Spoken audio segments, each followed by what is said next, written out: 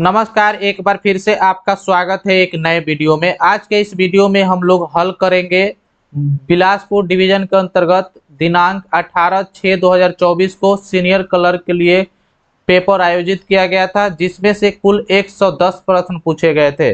2 घंटे का समय दिया गया था और कुल 100 प्रश्न को ही हल करना था, यानी कि 10 प्रश्न जो था ऑप्शनल था, जो राजभाषा से संबंधित प्रश्न था।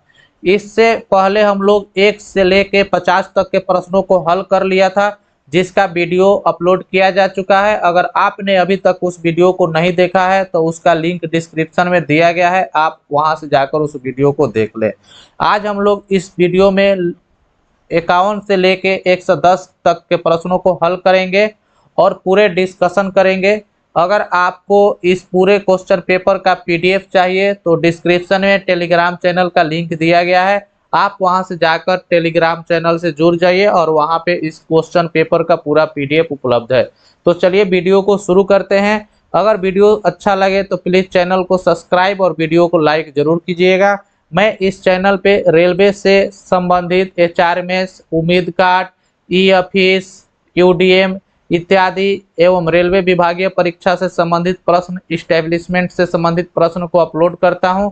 तो अगर आप रेलवे में अपडेट रहना चाहते हैं तो प्लीज चैनल को सब्सक्राइब जरूर कीजिए और वीडियो को लाइक जरूर कीजिए। और मुझे आपसे निवेदन है कि वीडियो को शुरू से लेकर अंत तक जरूर देखिए। आगामी आने वाले कोई भी डिपार्टमेंटल एग्जाम के लिए ये सारे प्रश्न काफी महत्वपूर्ण है। डायरेक्ट यहीं से प्रश्न उठाया जाता है डिपार्टमेंटल एग्जाम के लिए। तो आज का पहला प्रश्न है 51। आज का पहला प्रश्न 51 में प्रश्न है, रेलवे में पीएमएस का अर्थ क्या होता है? तो यहाँ पे पीएमएस का फुल फॉर्म पूछा गया है। यहाँ पे राइट आंसर हो जाएगा 51 के बी नंबर, यानी कि पार्सल मैनेजमेंट सिस्टम। प्रश्न संख्या 52 है, एक सार्वजनिक शिकायत कितने प्रतियों में की जाती है? तो इसका राइट आंसर सी नंबर हो जाएगा। 3 प्रति में एक सार्वजनिक शिकायत जो होता है, पब्लिक कंप्लेंट जो होता है, वो 3 प्रतियों में किया जाता है। प्रश्न संख्या 53 है, कंप्यूटरीकृत आरक्षण टिकट पर पीएनआर नंबर का अर्थ क्या होता है? जो आपका पीएनआर नंबर होता है उसका फुल फॉर्म क्या होता है, इससे संबंधित प्रश्न पूछा गया है। तो यहाँ पे उसका फुल फॉर्म होता है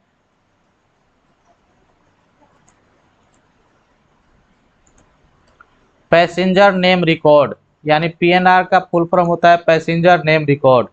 नेक्स्ट प्रश्न हम लोग देखते हैं 54, रेलवे कर्मचारियों के ड्यूटी रोस्टर से संबंधित अधिनियम को किस रूप में जाना जाता है? तो रेलवे में जो भी कर्मचारी ड्यूटी करते हैं तो उनके ड्यूटी का एक टाइम पीरियड रहता है उनके ड्यूटी के अनुसार, जिसको HOER के नाम से जाना जाता है। नेक्स्ट प्रश्न है 55, राजधानी द्वारा बुक किए गए पार्सल पर क्लास कितना के तहत शुल्क लिया जाता है? तो इसका राइट आंसर हो जाएगा 55 का राइट आंसर डी, यानी कि आर। नेक्स्ट प्रश्न हम लोग देखेंगे 56, पंचतंत्र के लेखक कौन है? यहाँ पे जीके जी से प्रश्न पूछे गए हैं। पंचतंत्र के जो लेखक थे वह विष्णु शर्मा थे, राइट आंसर हो जाएगा। क्वेश्चन नंबर 57 है, निलंबित रेल कर्मचारी किसके लिए पात्र हैं? यानी जो रेल कर्मचारी को सस्पेंड कर दिया जाता है उनको क्या दिया जाता है? तो उनको जो होता है सब्सिस्टेंस अलाउंस, यानी कि निर्वाह भत्ता दिया जाता है। नेक्स्ट प्रश्न है 58, किन परिस्थितियों में रेलवे कर्मचारी को उच्च श्रेणी का पास जारी किया जा सकता है?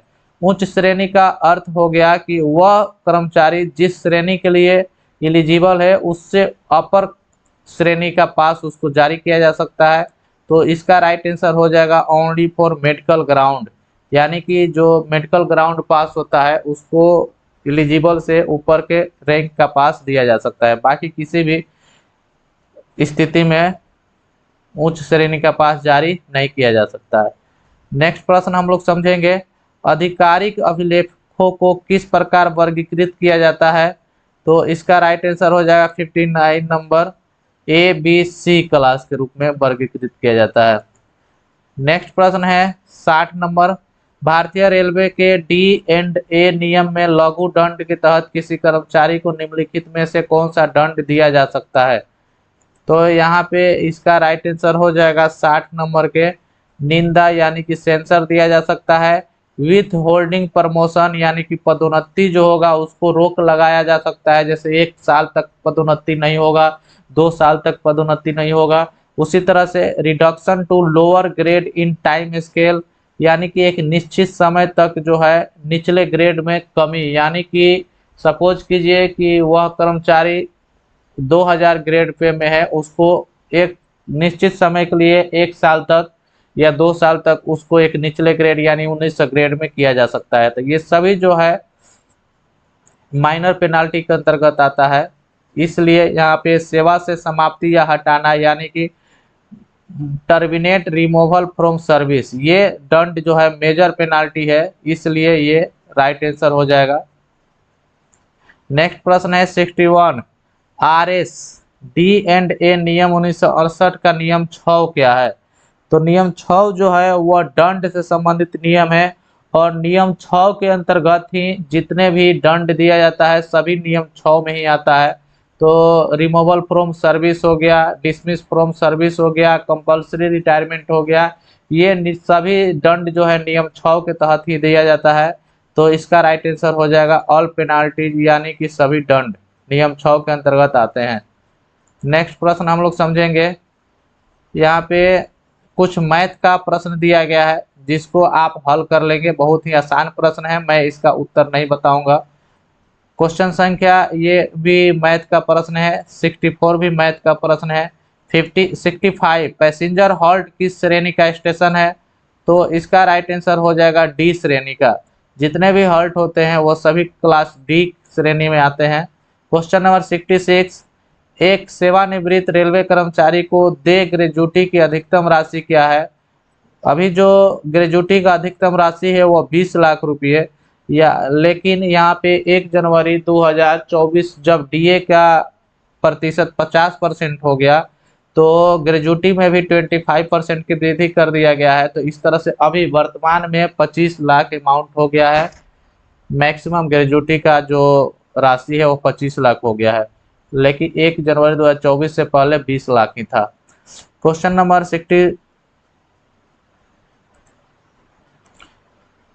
67, एक महिला रेलवे कर्मचारी को मातृत्व यानी कि मैटरनिटी लीव की अधिकतम कितने दिनों की अनुमति है? तो इसका राइट आंसर हो जाएगा 180 दिन। मैटरनिटी लीव जो होता है वो महिला रेल कर्मचारियों को दिया जाता है, और पैटर्निटी लीव जो दिया जाता है वो पुरुष रेल कर्मचारी को मात्र 15 दिनों के लिए दिया जाता है, और उसका जो वैलिडिटी होता है बच्चा इशू होने से 6 महीना के अंदर आप मैटरनिटी लीव ले सकते हैं। और पैटर्निटी लीव जो होता है वह आप 3 महीना पहले और 3 महीना बाद या बच्चा इशू होने के बाद आप ले सकते हैं। क्वेश्चन नंबर हो गया 68, IVRS का मतलब क्या होता है? तो 68 का राइट आंसर हो जाएगा D number, interactive voice response system. Question number हो गया 69 का, what does NTES standard form, यानी कि जो NTES होता है उसका फुल फॉर्म क्या होता है? तो नेशनल ट्रेन इंक्वायरी सिस्टम। इसका राइट आंसर हो जाएगा A number, national train inquiry system. Question number 70 है, FOIS का मतलब क्या होता है, यानी फुल फॉर्म क्या होता है? तो 70 का right answer A number, freight operations information system. ये जो वेबसाइट है यहाँ पे रेलवे का जो गोश्त ट्रेन चलती है उसके स्थिति यानी कि उस ट्रेन के स्टेटस को जानने के लिए FOIS वेबसाइट का उपयोग किया जाता है। और एक होता है क्वाइस, COIS। क्वाइस का अर्थ होता है कोचिंग ऑपरेशंस इंफॉर्मेशन सिस्टम। उससे जो कोचिंग गाड़ियाँ होती है उसके स्टेटस को अनुमान लगाया जा सकता है। तो FOIS और क्वाइस में यही अंतर है। अब हम लोग समझेंगे नेक्स्ट प्रश्न। नेक्स्ट प्रश्न है 71 नंबर, प्लेटफॉर्म टिकट कितने घंटे के लिए वैध होता है? तो वेरी इंपॉर्टेंट प्रश्न है ये। 2 घंटों के लिए जो है प्लेटफॉर्म टिकट वैध होता है, और अभी प्लेटफॉर्म टिकट का जो रेट है वह 10 रुपये है। क्वेश्चन नंबर 72 है, ओल्डेस्ट वेद यानी कि जो सबसे पुराना वेद है वह है ऋग्वेद। ऑप्शन ए नंबर सही है। क्वेश्चन संख्या 73 है, सामान्य मनुष्य के रक्तचाप होता है, यानी कि 73 का राइट आंसर हो जाएगा डी नंबर, 120/80। क्वेश्चन नंबर है 74, दक्षिण पश्चिम रेलवे का मुख्यालय कहाँ स्थित है? तो इसका राइट आंसर हो जाएगा हुबली। SWR का मुख्यालय जो होता है वह हुबली में स्थित है। क्वेश्चन नंबर 75 है, निम्नलिखित में कौन भारत के रक्षा मंत्री हैं? तो देखिए पहले भी रक्षा मंत्री थे, इस सरकार बनने से पहले राजनाथ सिंह, और अभी भी हैं राजनाथ सिंह। निम्नलिखित में कौन सा विटामिन सी का सबसे समृद्ध स्रोत है? विटामिन सी जो होता है सबसे अधिक किस में पाया जाता है? तो इसका राइट आंसर हो जाएगा नारंगी। क्वेश्चन संख्या 77 है, किसने कहा था स्वराज्य मेरा जन्मसिद्ध अधिकार है और मैं इसे लेकर रहूंगा? तो इसका राइट आंसर हो जाएगा बाल गंगाधर तिलक। नेक्स्ट प्रश्न हम लोग समझते हैं 78, RCT का पूर्ण रूप क्या है? What is the full form of RCT? तो इसका राइट आंसर हो जाएगा railway claim tribunal. Question number है RTI का फुल फॉर्म क्या होता है? तो इसका भी right answer right to information, यानी ऑप्शन नंबर 1 सही है।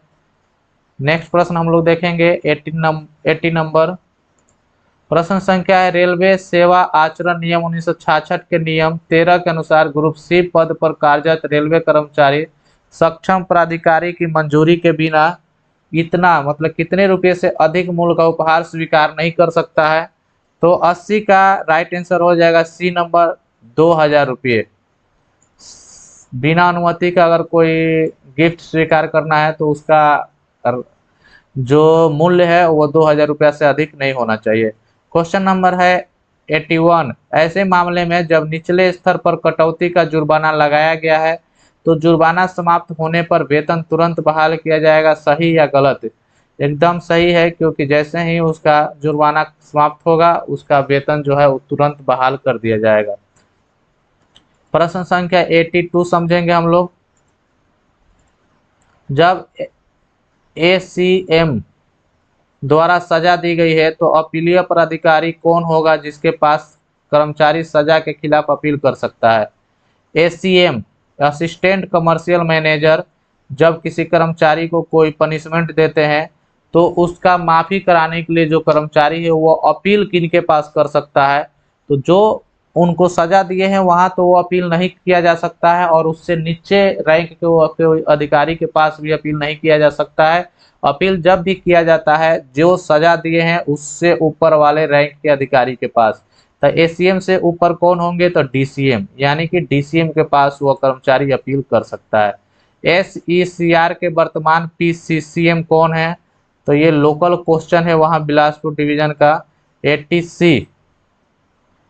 83 का राइट आंसर हो जाएगा D number T Shiv Kumar. Question number है 84, यदि अनुशासनात्मक प्राधिकारी किसी प्रमुख दंड आरोप पत्र के संदर्भ में दंड लगाते समय लघु दंड लगाने का प्रस्ताव करता है, DA को नया लघु दंड आरोप पत्र जारी करना चाहिए, बताए कि क्या यह सत्य है या असत्य? तो 84 का राइट आंसर हो जाएगा ये असत्य है। क्वेश्चन नंबर 85 है, भारत में 3 रेलवे का मुख्यालय वाला शहर कौन है? तो ये कोलकाता है। क्वेश्चन नंबर है 86, मृत कर्मचारी के परिवार को खाली स्थान वर्ष की अवधि के लिए रेलवे क्वार्टर अपने पास रखने की अनुमति है? तो इसका राइट आंसर हो जाएगा 2 वर्ष यानी कि 24 महीना। किसी मृत रेल कर्मचारी के जो फैमिली है वह उस आवास को, रेलवे आवास को 24 महीना के लिए रोक सकता है 12+12 सामान्य दर पर। नेक्स्ट क्वेश्चन हम लोग देखेंगे 87, बाल शिक्षा भत्ता का दावा केवल 2 सबसे बड़े बच्चों के लिए किया जाता है। तो यहाँ पे राइट आंसर ए हो जाएगा, यानी कि प्रथम 2 जीवित बच्चों के लिए ही चिल्ड्रन एजुकेशन अलाउंस के लिए आप क्लेम कर सकते हैं। नेक्स्ट प्रश्न है, औसत वेतन पर छुट्टी एक कर्मचारी के खाते में साल में 2 बार जमा की जाती है, बताए सही है या गलत? तो ये एकदम सही है, यानी कि जो LAP leave average on payment जो होता है वह साल में 2 बार किसी कर्मचारी के अवकाश खाते में जमा किया जाता है। एक बार 1 जनवरी को 6 महीने के लिए 15 दिन की छुट्टियां जमा होती है, और एक बार 1 जुलाई को, जुलाई से लेकर दिसंबर तक के 6 महीने के छुट्टियां जमा होती है। इस तरह से साल में 30 एलएपी छुट्टी जमा किया जाता है। और अगर पर मंथ के हिसाब से एलएपी छुट्टी कितनी जमा होती है, तो 2.5, यानी कि 1 महीने में 2.5 छुट्टियां जमा होती है। इस तरह से एक साल में यानी 12 महीने में 30 छुट्टियां जमा होती है। क्वेश्चन नंबर 89 है, जन गण मन भारत का राष्ट्रीय गीत है, बताए सही या गलत। तो ये गलत है, क्योंकि जन गण मन जो है भारत का राष्ट्रीय गान है, जो रविंद्रनाथ टैगोर के द्वारा लिखा गया था। और भारत के राष्ट्रीय गीत जो है वह वंदे मातरम है, जो बंकिम चटर्जी के द्वारा लिखा गया था। क्वेश्चन नंबर 90 है, लाइन स्टाफ द्वारा एक वर्ष में कितने आकस्मिक अवकाश का लाभ उठाया जाता है। तो यहाँ पे 10 हो जाएगा। और जो ऑफिस के कार्यालय के कर्मचारी होते हैं उनको एक साल में 8 सीएल छुट्टी, आकस्मिक छुट्टी दिया जाता है, और लाइन कर्मचारी को 10 दिया जाता है, प्लस इनको 2 आरएच मिलता है। और अगर यही समान कर्मचारी के अलावा अगर कोई विकलांग कर्मचारी हैं, लाइन कर्मचारी हैं, तो उनको 10 + 4, यानी विकलांग कर्मचारी के केस में 4 सीएल जो होता है वो अधिक मिलता है। और उसी तरह से अगर ऑफिस के कोई विकलांग कर्मचारी हैं तो उनको भी 4 सीएल छुट्टी जो है ज्यादा मिलेगा, यानी कि 8 + 4 = 12। यात्री सुविधा का कार्य योजना मद के अंतर्गत स्वीकृत किया जाता है। तो 91 का राइट आंसर हो जाएगा डी नंबर, यानी कि 53। नेक्स्ट प्रश्न हम लोग समझेंगे 92, हमारे ब्रह्मांड का सबसे छोटा ग्रह कौन सा है। तो इसका राइट आंसर हो जाएगा बुध, मरकरी। 93, परिवर्तित अवकाश को स्वीकार है। तो ये सिर्फ मेडिकल सर्टिफिकेट के आधार पर ही commuted leave is admissible on, यानी कि मेडिकल सर्टिफिकेट ग्राउंड पर ही यह परिवर्तित अवकाश स्वीकृत है। क्वेश्चन नंबर 94 है, प्रमुख दंड आरोप पत्र जारी करने के लिए उपयोग किए जाने वाला मानक प्रपत्र क्या है। तो जो होता है प्रमुख दंड, यानी कि 94 का राइट आंसर हो जाएगा सी नंबर, SF5। जो मेजर चार्जशीट दिया जाता है उसके लिए कौन सा परफॉर्मा का उपयोग किया जाता है। तो SF। यहाँ पे S से होता है स्टैंडर्ड और F से होता है फॉर्म। तो मेजर चार्जशीट के लिए SF5 और माइनर चार्जशीट के लिए SF11, और SF2 का प्रयोग ये किया जाता है डिम्ड सस्पेंशन, यानी माना गया निलंबन। और SF1 से जो है सस्पेंशन, यानी कि सस्पेंड कर दिया जाता है, उसके लिए SF1 का प्रयोग किया जाता है। नेक्स्ट प्रश्न हम लोग समझेंगे 95, PIEO द्वारा RTI आवेदन का जवाब 30 दिनों के भीतर दिया जाना चाहिए, सही या गलत। तो इसका राइट आंसर हो जाएगा सत्य, यानी कि ये सही है। क्वेश्चन नंबर 96, एक रेलवे कर्मचारी को एलएपी 1 महीने में कितने की दर से जमा होती है। मैंने अभी बताया कि 2.5 की दर से जमा होती है, यानी कि अगर वो पूरे महीना उपस्थित रहता है तो उसको 2.5 छुट्टियां उसके खाते में जमा हो जाएगी। क्वेश्चन नंबर 97 है, संसद का निचला सदन किसे कहा जाता है। तो संसद जो होता है उसका निचला सदन होता है लोकसभा, और जो उसका ऊपरी सदन होता है राज्यसभा। उसी तरह से अगर राज्य सरकार की बात किया जाए तो निचली सदन जो होता है वह विधानसभा होता है, और ऊपरी सदन जो होता है वह विधान परिषद होता है। क्वेश्चन नंबर है 98, DAR का मतलब क्या है। तो इसका राइट आंसर हो जाएगा डिसिप्लिनरी एंड अपील रूल। इसका स्थापना 1968 में किया गया था। 99 है, रेलवे में कैशलेस लेन देन के तरीके क्या है, यानी कि रेलवे में जो है कैशलेस लेने के लिए किस प्रकार उपयोग किया जाता है। तो यूपीआई के माध्यम से भी कैशलेस लिया जाता है, पीओएस के माध्यम से लिया जाता है, ई पेमेंट लिया जाता है। इस तरह से इसका राइट आंसर हो जाएगा ऑल दीज, यानी इन सभी के द्वारा कैशलेस लेन देन का तरीका किया जाता है। 100 नंबर है, प्रिविलेज पास की वैधता कितने दिनों की होती है। तो इसका राइट आंसर हो जाएगा 5 महीनों की। पहले जो था प्रिविलेज पास की वैधता जो था 4 महीने था, लेकिन इधर से 5 महीने कर दिया गया है। प्रिविलेज पास में ईयर एंडिंग पास का जो वैलिडिटी होता है वह 31 मई तक होता है। क्वेश्चन नंबर 101, यानी कि जो 101 से लेकर 110 तक है वो सभी राजभाषा के संबंधित प्रश्न है।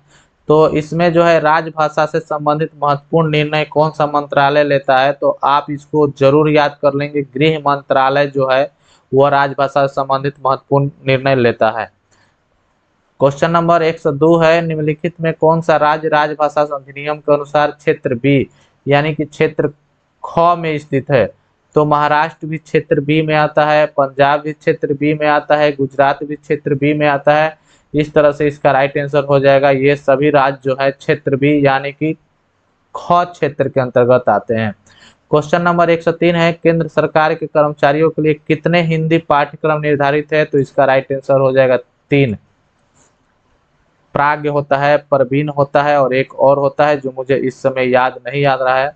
क्वेश्चन नंबर 104 है, निम्नलिखित में से कौन सा राज्य राजभाषा अधिनियम के अनुसार क्षेत्र ए के अंतर्गत आता है, यानी कि क्षेत्र क के अंतर्गत आता है।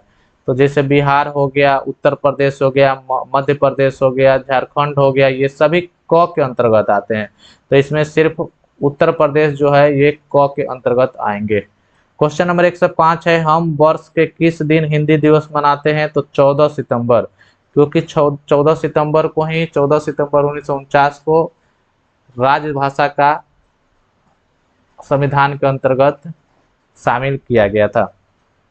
क्वेश्चन नंबर है 106, राजभाषा समिति की एक वर्ष में कितनी बैठकें होती है, तो 106 के राइट आंसर हो जाएगा डी नंबर यानी कि 4, यानी कि 3 महीने में एक बार जो है राजभाषा समिति की बैठक होती है। इस तरह से 12 महीने यानी एक वर्ष में 4 बार बैठक किया जाता है।